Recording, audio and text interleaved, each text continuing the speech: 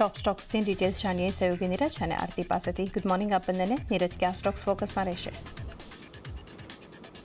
જી good morning one second. એટલે ખાસ કરીને આજના દિવસે સૌથી પહેલાં તો ઇન્ડસઇન્ડ બેંકને ફોકસમાં રાખીશું, કારણ કે અહીંયા તેમને નવા એમડી અને સીઈઓની જાહેરાત કરવામાં આવી છે અને રાજીવ આનંદને 3 વર્ષ માટે એમડી અને સીઈઓ તરીકે નિયુક્ત કરવામાં આવી શકે છે. આરબીઆઈએ આ નિયુક્તિને ખાસ કરીને મંજૂરી આપી દીધી છે અને 3 વર્ષ માટે તેઓ ઇન્ડસઇન્ડ બેંકના એમડી અને સીઈઓ બનશે અને 25 ઓગસ્ટથી તેઓ ખાસ કરીને પોતાનો કાર્યભાર સંભાળશે 3 વર્ષ માટે, એટલે કે 2028 સુધી. એટલે એના પર એક ખાસ ફોકસ રાખવાનું હશે.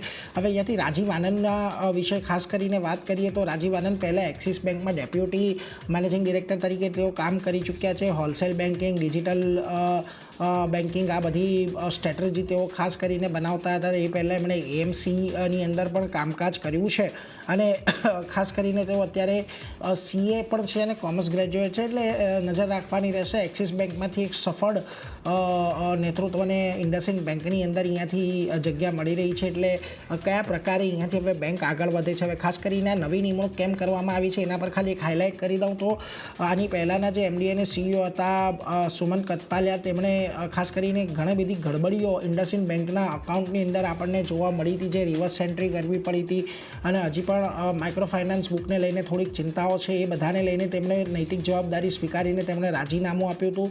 ન માત્ર એમણે પરંતુ ખાસ કરીને ડેપ્યુટી સીઈઓ, સીએફઓ, સીએચઆરઓ આ બધાના પણ રાજીનામા ઇન્ડસઇન્ડ બેંકની અંદર પડ્યા હતા.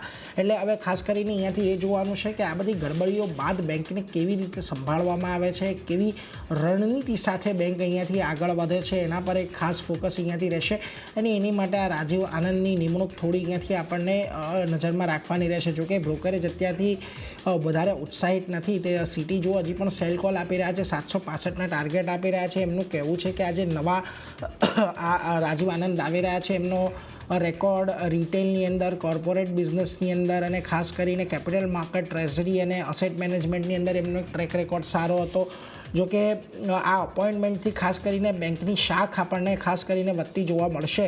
એટલે પરંતુ હવે આગળ અહીંયાથી બેંક કઈ રીતે વધે છે એના પર એક ખાસ નજર રાખવાની છે. અને બીજી તરફ જેફરીઝના બાય કોલ આપી રહ્યા છે, ટાર્ગેટ 920નો આપી રહ્યા છે. એમનું કહેવું છે કે બેંકના ટોપ ટીમની અંદર જે ઇનિશિયલ પહેલું પ્રાથમિક પગલું છે એ છે કે અહીંયાથી ટોપ મેનેજમેન્ટને બદલવામાં આવે અને એ લેવામાં આવી રહ્યું છે. અને ખાસ કરીને આવનારા સમયની અંદર હવે એક્સિસ બેંક અને અન્ય બેંક કે જ્યાંથી આ લોકો આવ્યા છે આ ઇન્ડસઇન્ડની અંદર, ત્યાં કોણ નિમણૂક થાય છે એના પર પણ એક નજર રાખવાની રહેશે. એટલે જોઈએ આજે ઇન્ડસઇન્ડ બેંકને રોકાણકારો કેવું વધાવી લે છે. સમાચાર તો ઓલમોસ્ટ સારા છે, પરંતુ આગળ વધીએ અને ખાસ કરીને અહીંયાથી હવે વાત કરીએ ઓરોબિંદો ફાર્માની ઘણું નબળું ક્વાર્ટર કંપની માટે રહ્યું છે. દરેક ફ્રન્ટ પર અહીંયા અનુમાન કરતાં ઓછા આંકડા આપણને જોવા મળ્યા છે. જુઓ, પ્રોફિટ 10% જેટલો ઘટ્યો છે, આવકમાં 4%નો ચોક્કસથી વધારો છે, પરંતુ એબિટા પણ વાર્ષિક ધોરણે ઘટતો જોવા મળ્યો છે અને માર્જિન જે 21.4% પર હતા તે ઘટીને 20.3% પર આવ્યા છે. એટલે પરિણામો નબળા તો છે જ, પરંતુ અનુમાનથી પણ ઓછા અહીંયા આપણને રહેતા જોવા મળી રહ્યા છે. Q1 મેનેજમેન્ટનું અહીંયાથી કહેવું છે કે યુરોપ અને ડેવલપ માર્કેટની અંદર ખાસ કરીને ડેવલપિંગ માર્કેટની અંદર ગ્રોથ સારો એવો મજબૂત રહેતો જોવા મળ્યો છે, પરંતુ એ જે નિવેદન છે એ આપણને ખાસ કરીને નંબર્સની અંદર નથી દેખાઈ રહ્યું. જો મેકવાયરી અહીંયાથી અંડર પરફોર્મનું રેટિંગ આપી રહ્યા છે, ટાર્ગેટ 1010નો આપી રહ્યા છે. એમનું ખાસ કરીને કહેવું છે કે જે આવકની અંદર આપણને અનુમાન કરતાં ઓછું જોવા મળ્યું છે એ ખાસ કરીને યુએસ અને એપીઆઈ બિઝનેસે અનુમાન કરતાં ઓછું પ્રદર્શન કર્યું છે, એને લઈને છે. ગ્રોસ માર્જિન અહીંયાથી ઓછા રહ્યા, એને લઈને એબિટા આપણને અહીંયાથી ઘટતું જોવા મળ્યું છે અને એબિટા મિસ અને વધારે પડતા ટેક્સ ખર્ચને કારણે નફો અહીંયાથી ઓછો જોવા મળ્યો છે. એટલે આ બધા કારણોને લઈને ઓરોબિંદોના પરિણામ પર આપણને એક અસર જોવા મળી છે. હવે યુરોપ અને ડેવલપિંગ માર્કેટ સારું કરી રહ્યો, પરંતુ યુએસ કે જ્યાંથી બહુ મોટો ચંક આવે છે, જો એ માર્કેટની અંદર સારું નહીં થાય તો ઓવરઓલ આપણને પરિણામ ખરાબ જ રહેવાના. એટલે ઓરોબિંદો ફાર્મા આજના દિવસે તમને થોડો ઘટાડા તરફી કારોબાર દર્શાવી શકે છે, એટલે એના પર એક નજર રાખીશું. બીજી તરફ ડીએલએફના પરિણામ આવ્યા છે, પરિણામ સારા છે. ઓવરઓલ આપણે અહીંયા ક્વાર્ટરલી અપડેટ પણ જોતા હતા કે જે પ્રકારે ખાસ કરીને નવા પ્રોજેક્ટ લોન્ચની સામે જે બુકિંગ્સ આપણને અહીંયા મળતા દેખાઈ રહ્યા હતા એના પણ આંકડા જોઈ રહ્યા હતા અને એ બધાની અસર જો તમને આજે પરિણામની અંદર આવતી જોવા મળી રહી છે. લગભગ 16% જેટલો ખાસ કરીને નફો વધ્યો છે. આવક ઓલમોસ્ટ અહીંયાથી આપણને ઓલમોસ્ટ ડબલ થતી જોવા મળી છે. એબિટા 60% જેટલા વધ્યા છે. માર્જિનમાં જો કે અહીંયાથી ખાસ કરીને દબાણ આવ્યું છે જે થોડુંક ચિંતાજનક છે, કારણ કે જ્યારે તમારી પાસે આવક તમારી ડબલ થતી દેખાય હોય, આ પ્રકારના બુકિંગ અમાઉન્ટ તમને અહીંયાથી મળી રહ્યા હોય, ત્યારે પણ માર્જિનમાં દબાણ છે. એટલે થોડુંક નજર આજે DLF પર રાખજો. કદાચ માર્જિનને લઈને અહીંયાથી તમને કદાચ થોડું ઘણું દબાણ આવતું જોવા મળી શકે, પરંતુ ઓવરઓલ એક સારું ક્વાર્ટર કંપની માટે રહ્યું છે. હવે માર્જિન પર કેવું રિએક્શન આવે છે એને આપણે ખાસ આજના દિવસે વોચ આઉટ કરીશું. આ ઉપરાંત સોના BLW પ્રિસિશન પર આજે નજર, કારણ કે ત્યાંના પણ પરિણામો આવ્યા છે. ક્વાર્ટર નબળું રહેતું જોવા મળ્યું છે સરખામણીએ, કારણ કે જુઓ નેટ પ્રોફિટ લગભગ 12% જેટલો ઘટ્યો છે. આવકની અંદર લગભગ 4.5% ઘટાડો છે. એબિટા 17.5% જેટલા ઘટ્યા છે, અને ખાસ કરીને માર્જિનની અંદર અહીંયાથી આપણને ઘટાડો આવતો જોવા મળ્યો છે. 28.1%થી ઘટીને 24.1% પર માર્જિન રહ્યા છે. એટલે દરેક મોરચે અહીંયા વાર્ષિક ધોરણે પરિણામ નબળા રહેતા જોવા મળ્યા છે. એટલે એના પર એક ધ્યાન રાખજો. CLSA જો કે અહીંયાથી કહી રહ્યું છે કે અપેક્ષા કરતાં વધુ અઘરું ક્વાર્ટર એમના માટે રહ્યું છે, અને મોટે ભાગે અહીંયાથી કયા પડકારો રહેશે આ કંપનીને લઈને એ અહીંયાથી વધારે ફોકસમાં રહ્યું. એટલે ખાસ કરીને ટેરિફને લઈને, એટલે તે છતાં તેઓ આઉટપરફોર્મનો કોલ આપી રહ્યા છે. પરંતુ પહેલાં જે 582ના ટાર્ગેટ હતા કટ કરીને 566ના કર્યા છે. જેફરીઝ બાય કોલ આપી રહ્યું છે. એમનું કહેવું છે કે Q1 એબિટા અહીંયાથી ખાસ કરીને નબળો રહેતો જોવા મળ્યો. જે લોઅર વોલ્યુમ રહ્યા મુખ્ય OEM પાસેથી, એને લઈને અહીંયાથી થોડીક ચિંતા રહેતી જોવા મળી. તે છતાં જેઓ બાય કોલ આપી રહ્યા છે, પરંતુ એમણે પણ ટાર્ગેટ ઘટાડીને 515ના કર્યા છે. એટલે એના પર એક નજર રાખીશું. પરંતુ આજના દિવસે આપણે IndusInd બેંક પર તો એક નજર રાખવાની જ છે, પરંતુ ઓર્બિંદો ફાર્મા, DLF, સોના BLW આ ત્રણ વાયદાની કંપનીઓ છે. એટલે ત્યાં પરિણામમાં કેવી એક અસર આવે છે એને ખાસ આજે વોચઆઉટ કરવાનું રહેશે. આરતી, ઘણી બધી કેશની કંપનીઓના પર પરિણામ આવ્યા છે, ક્યાં નજર તમારી? જી, અન્ય કંપનીઓના પરિણામ સાથે શરૂઆત કરીએ. ગોડફ્રે ફિલિપ્સ પહેલું કાઉન્ટર છે.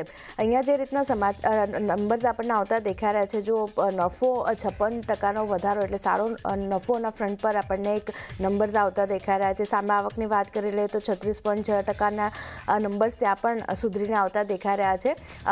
એબિટા અને એબિટા માર્જિનની વાત કરી લઈએ ત્યાં પણ જો નંબર્સ સુધર્યા છે. 25.3% એબિટા કંપનીના વધ્યા છે, 338 કરોડની આસપાસ પહોંચ્યા છે. જ્યારે માર્જિન થોડા ઘણા ઘટ્યા છે, જે 24.8% પર હતા ત્યાંથી ઘટી 22.7%ની આસપાસ રહેતા દેખાઈ રહ્યા છે. તો માર્જિનના ફ્રન્ટ પર થોડી ચિંતા છે, પણ બાકીના દરેક ફ્રન્ટ પર સારા નંબર્સ છે. અહીંયા એક ધ્યાન રાખવાનું રહેશે, સ્ટોક કઈ રીતે રિએક્ટ કરે છે ગોડફ્રે ફિલિપ્સના કાઉન્ટર માટે. નેક્સ્ટ કાઉન્ટર ડેલ્ટા કોર્પનું છે. અહીંયા થોડાક મિશ્ર નંબર્સ આવતા દેખાઈ રહ્યા છે. નફાના વાત કરી લઈએ તો 36.1%નો વધારો જોઈ રહ્યા છે. આવક ઓલમોસ્ટ 4% વધી છે, અને એબિટાની વાત કરી લઈએ ત્યાં એક ઘટાડો આપણે જોઈ રહ્યા છે. ઓલમોસ્ટ 16.2% એબિટા ઘટી અને 47.3 કરોડની સામે 39.6 કરોડની આસપાસ પહોંચતા દેખાયા છે. અને માર્જિન પણ ઘટ્યા છે. 26.6%ની સામે 21.4% પર માર્જિન ઘટીને આવતા દેખાઈ રહ્યા છે. તો એબિટા માર્જિન નબળા નંબર્સ બતાવી રહ્યા છે, પણ આવક વધી છે, નફો વધ્યો છે. અહીંયા પણ એક મિશ્ર પરિણામનું રિએક્શન ડેલ્ટા કોર્પ બતાવી શકે છે, ધ્યાન રાખવાનું રહેશે. નેક્સ્ટ કાઉન્ટર બોશનું છે. અહીંયા આપણે વાત કરી લઈએ તો નફો વધ્યો છે. 4,465 કરોડ પર હતો, ત્યાંથી વધી 1,115 કરોડની આસપાસ પહોંચ્યો છે. સામે આવકમાં ઓલમોસ્ટ 10%નો વધારો જોઈ રહ્યા છે. એબિટાના ફ્રન્ટ પર 22.3% એબિટા કંપનીના વધ્યા છે, અને માર્જિન જે 12.1% પર હતા ત્યાંથી સુધરી 13.3% પર. એટલે દરેક ફ્રન્ટ પર સારા નંબર્સ છે બોશના કાઉન્ટર પર. અહીંયા એક ધ્યાન રાખવાનું રહેશે. FY26ની વાત કરી લઈએ તો Q1માં એક્સેપ્શનલ ગેઇન જે છે 5,556 કરોડની આપણને રહેતી દેખાઈ રહી છે. તો ધ્યાન રાખવાનું રહેશે. એક પોઝિટિવિટી સ્ટોક બતાવી શકે છે. સારા નંબર્સ અહીંયા આવતા દેખાઈ રહ્યા છે. નેક્સ્ટ કાઉન્ટર કન્સાઇન એરોલેકનું છે. અહીંયા થોડાક મિશ્ર નંબર્સ જોઈ રહ્યા છે. નફો 4.2% ઘટ્યો છે, 220 કરોડની આસપાસ પહોંચ્યો છે. સામે આવકની વાત કરી લઈએ તો ત્યાં 1.4%નો વધારો આવતો દેખાઈ રહ્યો છે. એબિટાના ફ્રન્ટ પર 8.5% એબિટા ઘટી 331 કરોડની સામે 303 કરોડ પર આવતા દેખાઈ રહ્યા છે. અને માર્જિન પણ ઘટ્યા છે, જે 15.5% પર હતા ત્યાંથી ઘટી 14%ની આસપાસ માર્જિન છે. તો અહીંયા પણ એક મિશ્ર નંબર્સ છે, ધ્યાન રાખવાનું રહેશે કન્સાઇન એરોલેકના પેટીએમના કાઉન્ટર માટે પણ. પેટીએમની વાત કરી લઈએ, થોડીક બ્લોક ડીલના સમાચાર અહીંયા આવતા જોવા મળી શકે છે. પેટીએમ માટે આજે બ્લોક ડીલ થતી જોવા મળી શકે છે, જ્યાં અલીબાબા એન્ટિટીઝ એન્ડ ફિન પોતાનો સંપૂર્ણ 5.84% હિસ્સો અહીંયાથી વેચી શકે છે. અને આ બ્લોક ડીલની સાઇઝની જો વાત કરી લઈએ તો 3,800 કરોડની રહેતી જોવા મળી શકે છે. સાથે જ ફ્લોર પ્રાઇસની વાત કરી લઈએ તો ₹1,020 પ્રતિ શેર અહીંયાથી શક્ય થતી જોવા મળી શકે છે. તો આ એક ધ્યાન રાખવાનું રહેશે પેટીએમના કાઉન્ટર માટે. બ્લોક ડીલ અહીંયા થતી જોવા મળી શકે છે, એના પર એક ફોકસ રહેશે. નેક્સ્ટ કાઉન્ટર કેન્સ ટેકનું છે.